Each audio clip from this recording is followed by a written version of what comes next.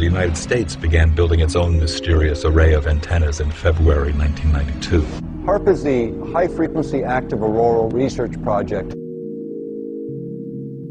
World's largest radio broadcasting station. It uses unique patented ability to focus the energy coming out of the antenna field and injects that energy into a spot at the very top of the atmosphere in a region called the ionosphere. HAARP is comprised of 180 antennas, approximately 72 feet tall, linked together to function as one giant steerable antenna because it can aim millions of watts of ELF waves into one tiny patch of the atmosphere. The amount of energy we're talking about here is 3.6 million watts. The largest legal AM radio station in North America is 50,000 watts. HAARP is 72,000 50,000 watt radio stations injecting their entire output into a spot that's about 12 miles across by about 2.5 miles deep by about 90 miles up.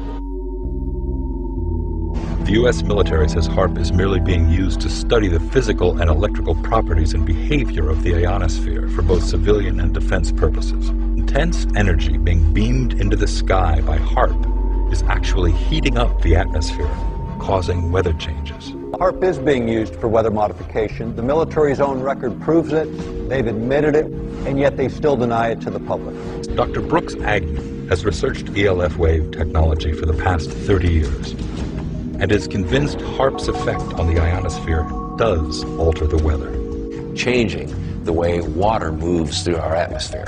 HAARP is one of several ELF wave transmitters located all over the globe. These transmitters could potentially alter the weather anywhere in the world, triggering massive rainstorms or droughts, even hurricane steering that since going online, some experts have reported strange weather anomalies, including massive floods, hurricanes, and earthquakes. In studying more than 100 earthquakes with magnitudes of 5.0 or greater, they find that almost all of them are preceded by electrical disturbances in the ionosphere.